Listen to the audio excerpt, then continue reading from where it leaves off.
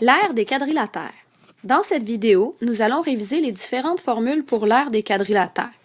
Tout d'abord, le carré, c'est le quadrilatère dont tous les côtés sont isométriques et dont tous les angles sont droits. Voici un exemple. Quelle est la formule pour l'aire? A pour l'aire est égal à le côté exposant 2, donc le côté fois le côté.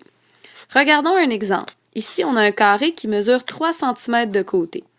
On écrit d'abord la formule, A est égal à C au carré, puis on remplace les informations.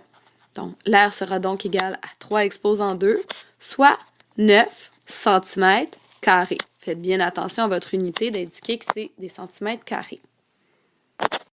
Pour le rectangle, on a un exemple de rectangle ici. C'est un quadrilatère dont tous les angles sont droits. On utilise maintenant l'expression la base fois la hauteur, plutôt que longueur et largeur comme c'était peut-être le cas au primaire. Donc, l'aire du rectangle est représentée par la base fois la hauteur. Dans cet exemple, on réécrit toujours notre formule pour identifier qu'on connaît la bonne formule pour le quadrilatère désigné. Et ensuite, on remplace. Donc ici, la base vaut 6, la hauteur vaut 2. 6 fois 2 nous donne donc 12 cm carrés. Le losange, c'est le quadrilatère dont tous les côtés sont isométriques. Dans un losange, on désigne une grande diagonale et une petite diagonale qui se croisent à angle droit. La formule pour l'aire du losange est donc le produit de ces diagonales, donc la grande diagonale fois la petite diagonale, divisé par 2.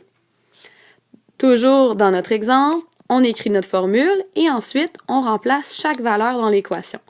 L'aire sera donc égal à 3,5 fois 6, le tout divisé par 2. Ce qui nous donne 10,5 cm carrés. Le parallélogramme est le quadrilatère dont les côtés opposés sont parallèles. Comme pour le rectangle, on désigne une base et la hauteur. La hauteur ici, elle est perpendiculaire au côté opposé et elle part d'un des sommets de notre parallélogramme. Tout comme pour le rectangle, la formule pour l'aire du parallélogramme est la base fois la hauteur. Regardons l'exemple. On écrit toujours notre formule pour commencer. R est égal à base fois hauteur. Ensuite, il faut identifier les bons éléments. Notre base, elle est ici, 4 cm. Et la hauteur, regardez bien, c'est le segment qui vaut 1,5 cm. À ne pas confondre avec l'autre côté du parallélogramme. Donc voilà, l'aire est égal à 4 fois 1,5, ce qui nous donne 6 cm carrés. On termine avec le trapèze, qui est le quadrilatère dont une paire de côtés opposés sont parallèles.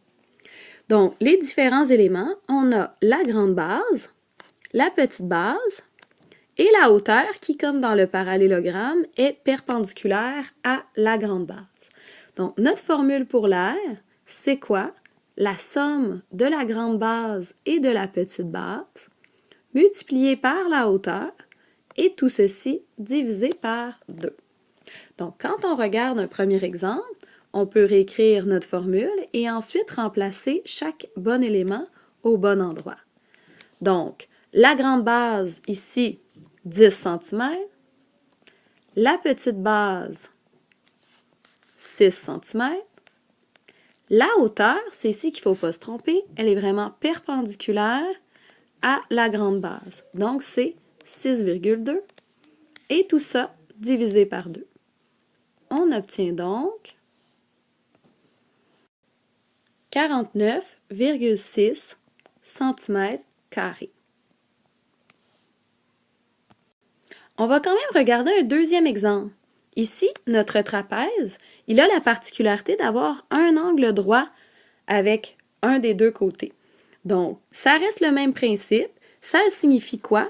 Que le côté qui est perpendiculaire à nos deux bases, c'est la même chose, en fait, que notre hauteur.